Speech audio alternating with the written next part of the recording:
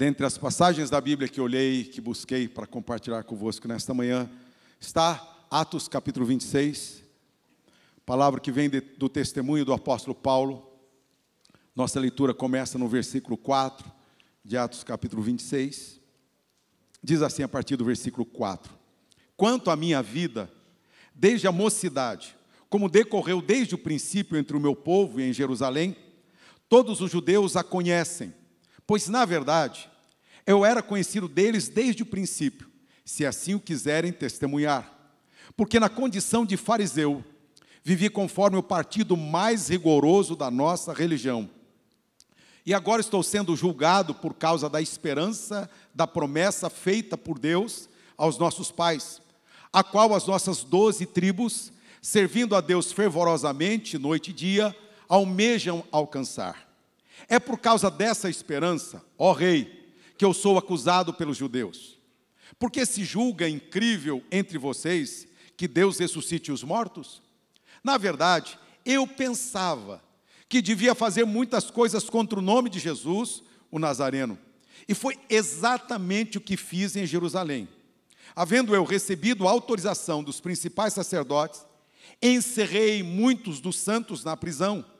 E quando os condenavam à morte, eu dava o meu voto contra eles. Muitas vezes os castiguei por todas as sinagogas, obrigando-os até a blasfemar. E demasiadamente enfurecido contra eles, eu os perseguia até em cidades estrangeiras. Com isto em mente, parti para Damasco, levando a autorização dos principais sacerdotes e por eles comissionado.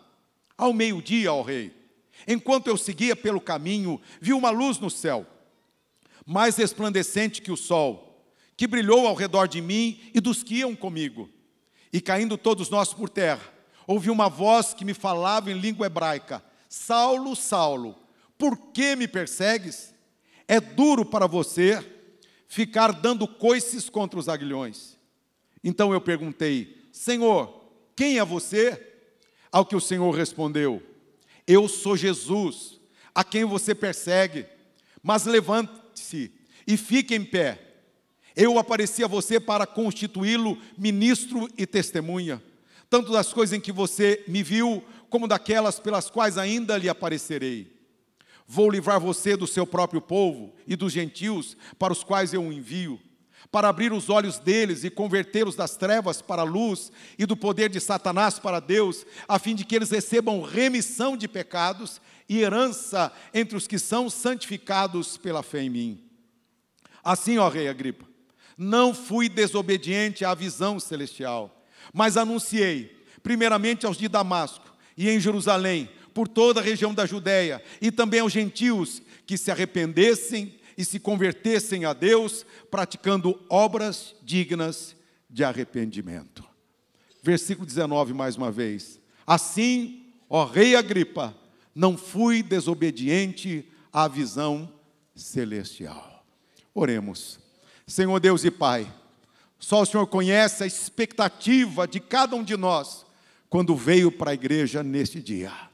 A expectativa com a qual saímos da cama, ou tomamos o café, ou tomamos a condução do carro, seja o que for, para vir à igreja, viemos sim com uma expectativa interior, de que do Senhor, da parte de Deus, não de homens, somos cuidados pelos homens, somos amados pelos homens, somos recebidos por mãos, por um sorriso, por um templo bem cuidado que nos aguarda, mas na verdade a nossa expectativa é com o Senhor, a nossa expectativa é de Deus para nós, a nossa expectativa é do Senhor para áreas da nossa vida. Mas Pai, a Tua palavra está aberta diante de nós, e é nessa palavra que nós esperamos, é essa palavra que nós queremos receber, entender, sermos lavados por ela, sermos limpos por ela, sermos tocados, nossa mente ser aberta, nosso entendimento ser renovado pela Tua palavra. Ela está aberta diante de nós, e eu confio muito, ó Pai, que assim como a minha voz, de maneira clara, por esse sistema de som da igreja, vai chegar ao ouvido de cada um de nós aqui, mas eu confio que há uma voz infinitamente mais clara, há uma voz muito mais profunda, é a voz do Espírito Santo do Senhor. Para essa voz nós nos abrimos, Para a voz do Espírito é a voz que nós queremos, só ela pode falar à nossa consciência, só ela pode chegar ao nosso inconsciente, só ela pode mostrar o que talvez alguns tenham tentado mostrar e não enxergamos, só ela pode nos revelar que a vontade do Senhor é boa, agradável e perfeita em qualquer tempo e época da nossa vida. Assim oramos, pedimos que seja feita pela voz do Senhor em nós, no nome de Jesus Cristo. Amém, Senhor. Podem sentar-se. Toda pessoa vive influenciada, motivada, norteada por uma visão que tem de si mesmo e da vida. De si mesma e da vida. Toda pessoa. Quando eu falo isso, eu vou logo para os primeiros 2 cômodos da minha vida. Os primeiros 2 cômodos onde eu, meu irmão, dividimos uma única cama de solteira e um guarda-roupa no meio do quarto, a cama do meu pai e da minha mãe do outro lado, e logo depois o segundo cômodo da casa, que na verdade era a sala, a cozinha e o banheiro externo. Todos nós nascemos e seguimos a vida com uma visão da vida. Por ela nós nos norteamos. Lembro que naqueles primeiros anos de vida, naquele quarto que dividia um casal e uma cama de solteiro para 2 pessoas, lembro que ali eu fui formatando meus primeiros valores da vida. Aprendi, lembro bem que na verdade, uma coisa que eu descobri cedo, depois minha esposa disse que é o mundo secreto das crianças e dos bebês, aprendi como conquistar minha mãe para conquistar meu pai. Aprendi como pedir uma bicicleta para minha mãe e para o meu pai dar a bicicleta. Aprendi como ficar doente para convencer minha mãe e ao meu pai que eu estava doente, precisava ganhar alguma coisa. E descobri que meu pai amava a família. E descobri que meu pai tirava de onde não tinha para atender. Formou-se ali formaram meus primeiros valores e minha visão. E fora daqueles 2 quartos ali, tive a visão da igreja, que foi o segundo lugar onde eu tive uma visão de um ambiente, de pessoas, uma igreja muito simples, mas de pessoas que se amavam, que se cuidavam, que eram imperfeitas, que eram falhas, que pecavam, mas foi aquele meu primeiro ambiente da alegria, do acolhimento. Mas também fui para a escola, e na escola foi um ambiente difícil naquele período, um ambiente hostil, um ambiente da comparação, um ambiente da rejeição, um ambiente onde eu descobri que eu não era tão inteligente assim, que as minhas notas não eram as melhores, e para estudar dava trabalho, e para passar mais ainda, foi um ambiente mais hostil dos amigos, dos colegas, da rejeição. Mas na verdade visão é aquele conceito, sentido, alvo, entendimento, pelo qual uma pessoa está vivendo. Isso é visão, é o conceito, é o alvo, é o sentido, é o entendimento pelo qual a pessoa está vivendo. Com certeza, a maioria de nós aqui já teve mais do que uma visão sobre a vida. Com certeza, a maioria de nós já teve pelo menos 2 visões da vida. Por uma etapa da vida, você enxergava algo de uma maneira, você interpretava, você se guiava por aquela visão que você tinha, mas de repente veio uma outra visão. Boa ou não, você só descobriu depois, mas de repente veio uma outra visão, um outro entendimento, e com base naquele novo entendimento, na nova compreensão, na nova visão, você fez ajustes e mudanças na sua vida. O apóstolo Paulo, para nós, felizmente, a Bíblia Sagrada nos revela isso, teve sua vida dividida em 2 visões. Na primeira etapa da sua vida, ele tinha uma visão que era uma visão religiosa e nacionalista da sua vida. Ele enxergava a vida pela ótica da religião e enxergava a vida pela ótica do nacionalismo, ou seja, era o seu país, se era o país era judeu, quem não fosse era gentil. Como gregos, quem não era grego era bárbaro, sem educação, sem princípio. Quem não era judeu era perdido, desenganado, ruim, gentinha. Paulo, na primeira etapa da sua vida, no primeiro período da sua vida, guiou sua vida desta maneira, recebeu do pai e da mãe essa visão, recebeu da sociedade, recebeu da sua própria igreja, recebeu essa visão. Uma visão religiosa e nacionalista, tinha convicção, mas não tinha razão. Tinha opinião, mas não tinha compaixão. Tinha fé, mas não era em Deus, era na religião. Deus tinha o seu nome presente na religião, mas Deus estava fora das atitudes, dos sentimentos, das escolhas, dos valores. Tinha religião, mas não tinha salvação. Primeiro período, primeira etapa que o apóstolo Paulo guiou sua vida por essa visão. Uma visão religiosa, uma visão nacionalista, guiou assim a sua vida. Mas aqui nesta palavra, ele diz no versículo 19, que de repente um dia veio uma outra visão para ele. A visão que ele define ao rei Agripa como uma visão celestial. Uma visão celestial. Sim, ele definiu. Que visão foi aquela? Ele disse, ó rei, eu tive uma visão celestial. Impressionante que essa visão que ele chama de celestial, ela estava na Bíblia. Mas ele lia a Bíblia pelos óculos da religião e não lia a Bíblia pela vontade, pela presença de Deus. Ele lia a Bíblia a partir daquilo que ele tinha aprendido e não a partir daquilo que a Bíblia queria ensinar. Há uma coisa, quando nós abrimos nossa Bíblia, e eu fico incentivando os filhos em casa, quando nós abrimos nossa Bíblia, a nossa pergunta tem que ser, o que eu estou procurando aqui? Aquilo que vai combinar com o que eu quero, ou aquilo que, na verdade, eu estou abrindo para ver o que Deus quer para a minha vida? Como há 45 anos atrás, a igreja usava muito caixinha de promessa, e eu gostava muito da caixinha de promessa, porque no período inicial da conversão da minha mãe, tinha duas coisas dentro de casa, horóscopo e caixinha de promessa. Então tinha dia que era horóscopo que funcionava. Domar Cardoso. Tinha dia que era caixinha de promessa. Eu acho que quando o horóscopo não estava bom, ia para a caixinha de promessa, talvez. Mas, felizmente, nessa caminhada do meu pai e da minha mãe, isso foi depurando, a mente foi renovada, até eu lembro o dia que o rádio não ouvia mais Domar Cardoso e não tinha mais signo dentro de casa, agora todo mundo era crente de Jesus. Aí ficou a caixinha de promessa. Mas aí ficou uma coisa, eu torcia para que a minha promessa naquele dia fosse a melhor que a do meu irmão. Tem isso. Eu torcia para que eu acertasse na promessa. Tem que achar uma promessa boa, como se tivesse promessa ruim e promessa boa, como se tivesse promessa mais ou menos e promessa ruim. Mas lembro muito de um irmão aqui da igreja, que disse, não, eu tenho caixinha de promessa, eu abro a Bíblia. E onde cai a Bíblia? Eu ponho o dedo e Deus falou. E ele, inclusive, essa semana fez isso. Foi arriscado, mas eu fiz. Abri a Bíblia e pus o dedo. Foi Judas e se enfocou, foi misericórdia. Fechou a Bíblia. Abriu de novo, vai tu, faz o mesmo. Senhor, tem misericórdia. Está lá, lê desse jeito. Na verdade, não estava lendo para aprender o que a Bíblia quer. Estava procurando na Bíblia o que ele queria. A Bíblia não está aqui para dizer o que você quer. A Bíblia está aqui para dizer para cada um de nós o que nós precisamos. Na primeira parte da vida do apóstolo Paulo, a sua visão era religiosa. E na visão religiosa, você lê a Bíblia para tirar dali seus argumentos, seus interesses, sua vontade, seu propósito, que você entende. Mas a Bíblia é para nós nos abrirmos diante dela. E dizer como outros disseram ao longo dela, Senhor, fala que o teu servo ouve.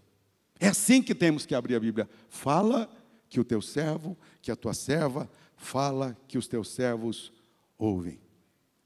E vejam, que também fica claro nesses versículos aqui de Atos 26, quais são as marcas de uma vida na visão religiosa, ou na visão nacionalista que ele tinha. Veja quais são as marcas dessa vida, nessa visão religiosa, pode ser qual ela. Aqui uma religião teísta, era uma religião judaica, Deus é o centro, mas na verdade só havia sobrado a religião.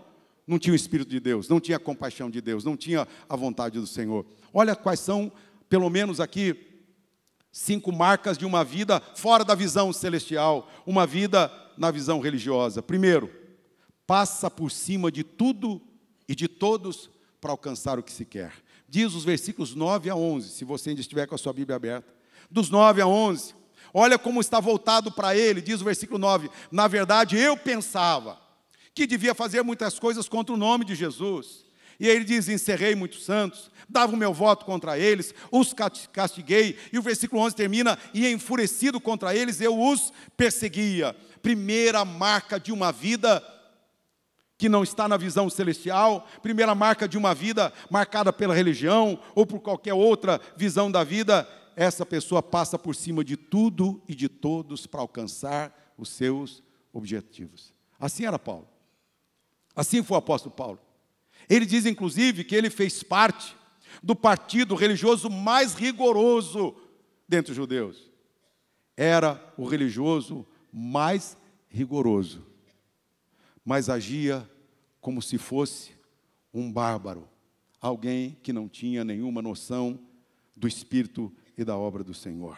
Segunda marca de uma vida fora da visão celestial é uma vida que segue seu próprio caminho sem consultar a Deus. Você vai aqui até o versículo em que o apóstolo Paulo descreve a sua visão celestial, até o versículo 19, até o 18 você vai vendo como ele está seguindo seu próprio caminho, suas ideias, seu plano, autorizado, acompanhado, apoiado, mas ele está seguindo o quê? Seu plano, sua vida, até o versículo 18.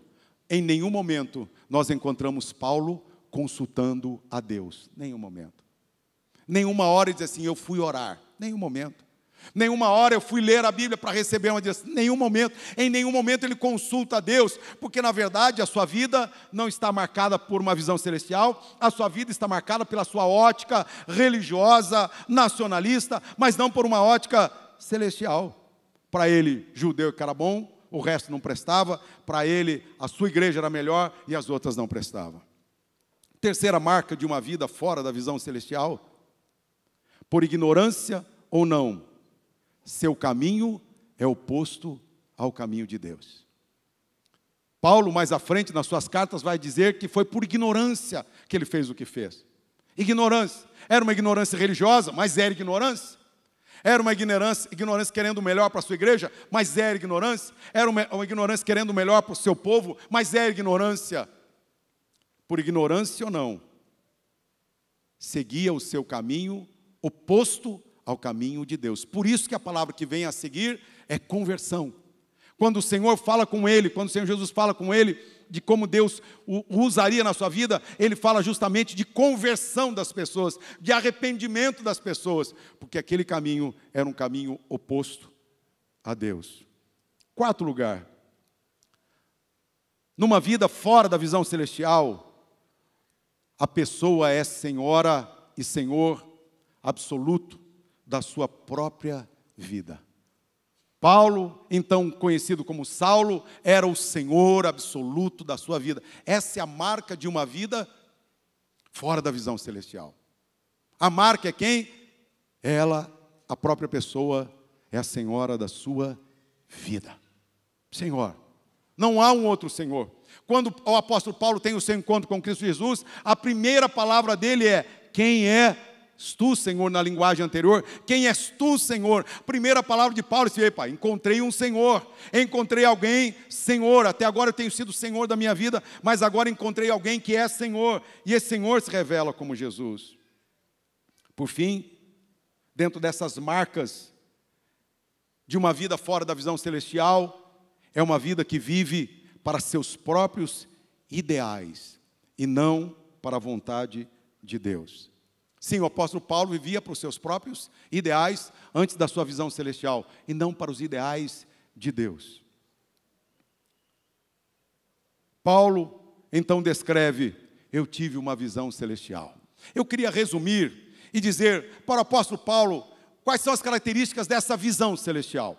Olha comigo, por gentileza. Se sua Bíblia estiver aberta aqui à frente, no telão, a partir do versículo 15, nós encontramos aqui algumas características dessa visão celestial do apóstolo Paulo.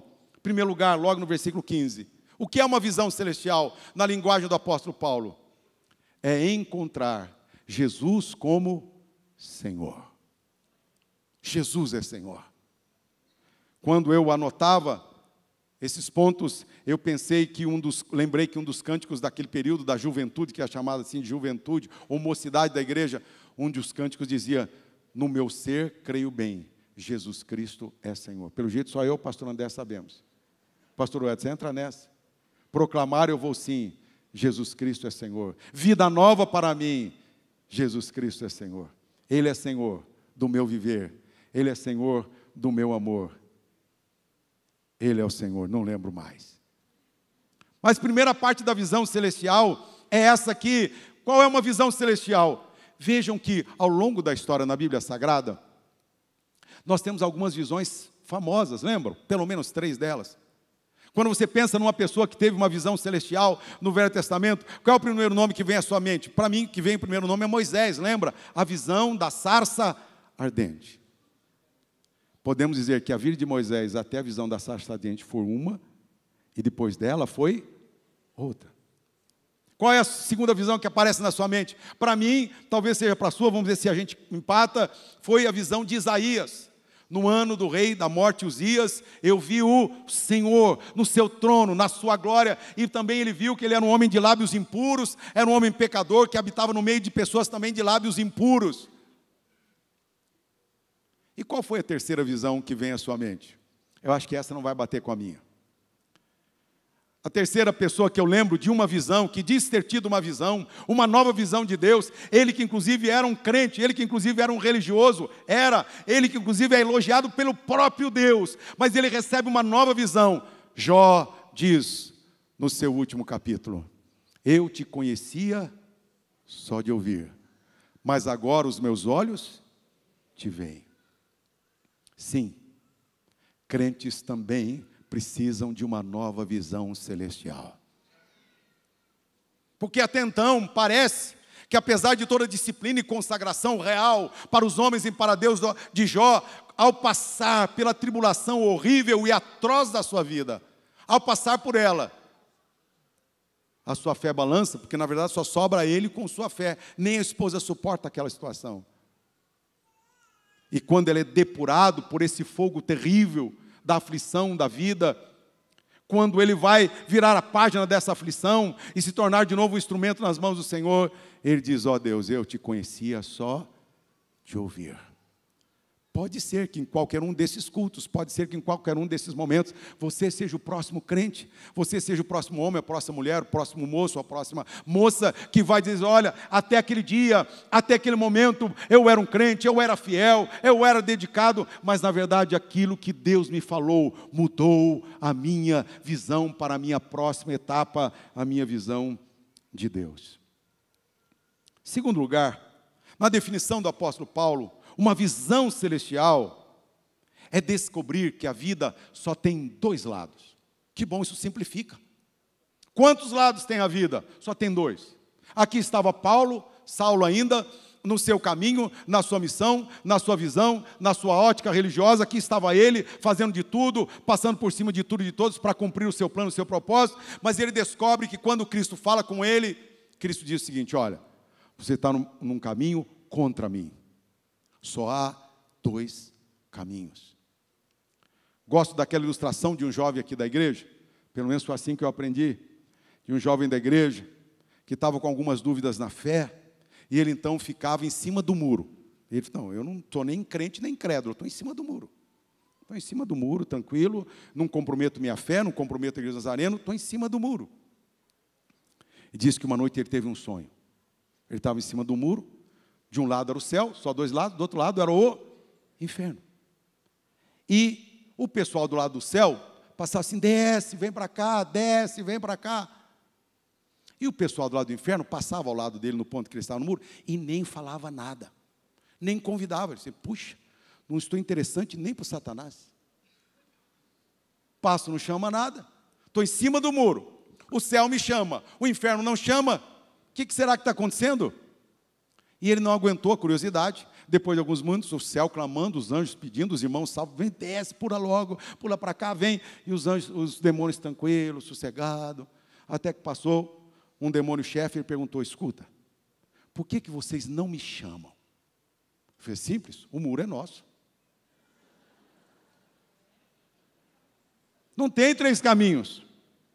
Não tem em cima do muro. Só tem dois lados: é o lado da vontade do Senhor, ou é o lado da sua vontade, ou é o lado da vontade do mundo, é o lado da vontade de Satanás. Não tem dois lados.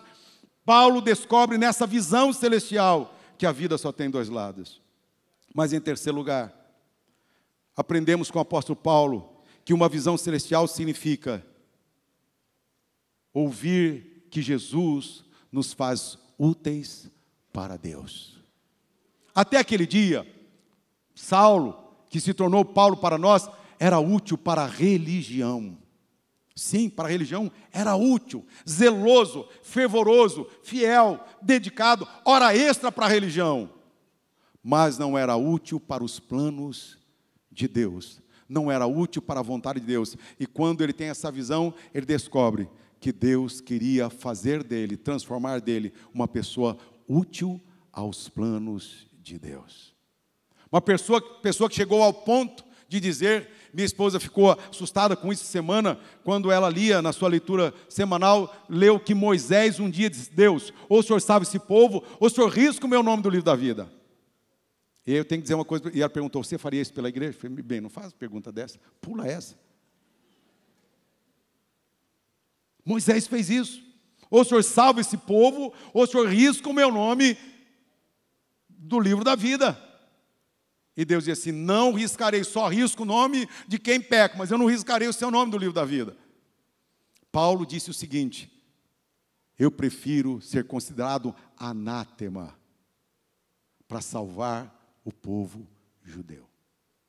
E aí ele vem e conclui, fiz-me de tudo para com todos, com o fim de alcançar alguns para Cristo Jesus. O que é uma visão celestial? É quando nós passamos a ser úteis para Deus, para o seu plano, para a sua obra. E no versículo 18, Paulo descreve aqui, como pregador que é, ele descreve o que era esse plano de salvação. Ele diz, é a libertação do império das trevas para o reino da luz, é a libertação de Satanás, que agora passa a pertencer a Deus, é perdão dos pecados, é adoção como filho de Deus, é santificação e herança entre aqueles que são herdeiros da fé em Cristo Jesus. Essa é a visão celestial. Mas para concluir, eu quero dizer duas coisas. A primeira delas, mas Paulo precisava pagar um preço para viver a visão celestial. Paulo precisava pagar um preço, e essa é a parte difícil. Está aqui Paulo, depois de muitos anos fazendo a vontade do Senhor, e ele descreve no texto, ele descreve aqui nesse texto, que ele havia sido preso, ameaçado, castigado, está dentro do texto, do contexto, que ele estava sendo acusado. Aliás, ele abre o capítulo 26, em sua defesa, e ele descreve como ele tinha sido perseguido a um preço. Seguir a visão de Deus a um preço. Não sei se está aqui nesta manhã, porque eu, por estar fora muitos anos daqui, nem lembro mais o nome, mas eu me lembro muito bem que num domingo de manhã, depois da mensagem do pastor Aguiar, quando nós pastores chamamos para quem quiser vir orar, ajoelhar aqui à frente, seja para conversão, seja para pedir perdão, seja para ser batizado com o Espírito Santo, ou seja para curar, e desse lado desceu uma moça. Ela disse, pastor, ore por mim. Porque por anos eu esperava ser promovida. Esperava ser promovida. Aí a minha chefe aposentou. Portanto, chegou a minha hora de ser promovida. Então a diretoria me chamou e disse, puxa, que bom, você foi promovida, é a sua hora, você será promovida, é o seu lugar. Então eles colocaram à minha frente alguns documentos. E disse, olha, esses são os documentos aqui.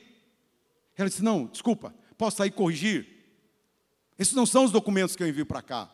Eles disseram, então, para você aceitar a promoção, tem que aceitar esses documentos. Ela disse, me dê 5 dias. Me dê 5 dias. E ela orou. E ao perguntar para Deus que caminho ela seguia, para buscar seus alvos, seus sonhos, sua promoção, ou para buscar e permanecer em paz diante de Deus. E ela com lágrimas disse, Senhor, eu vou escolher o teu caminho. Ela disse, pastor, ora por mim, porque o meu aluguel sobe esse mês. Eu moro sozinha. Com o novo salário, eu conseguiria pagar todas as minhas contas. Mas com o mesmo salário, eu não vou conseguir. Ora por mim, só ora por mim. Pedido que nós pastores ouvimos muito, ora por mim. Eu falei para ela assim, amém, mas daqui uns dias me dê um retorno, porque na multidão que somos, graças a Deus, daqui uns dias me dê um retorno. Passado um tempo, talvez perto de 2 meses, ela veio me dar um retorno no final do culto. Pastor, quero dizer que eu de fato não fui promovida, porque eu não aceitei aquelas condições.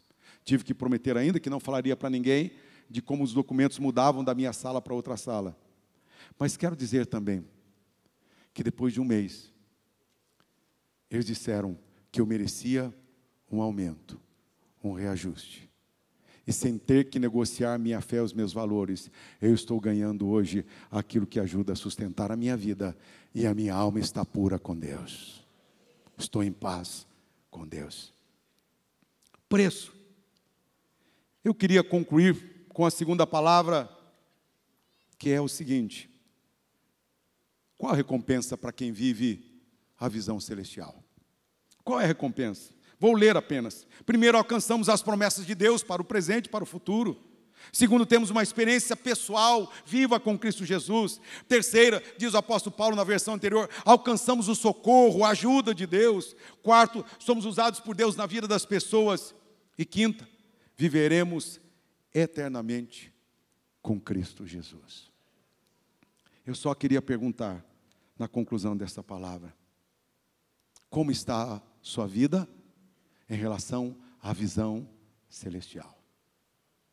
Sim, dependendo do tempo que você está convertido, você já teve muitos motivos para desistir. Com certeza, a igreja errou muito com você. Com certeza, os crentes erraram demais com você. Com certeza, nós pastores já erramos demais com você. Só aqui você já teve 3 motivos para abandonar ou para esfriar a sua visão celestial.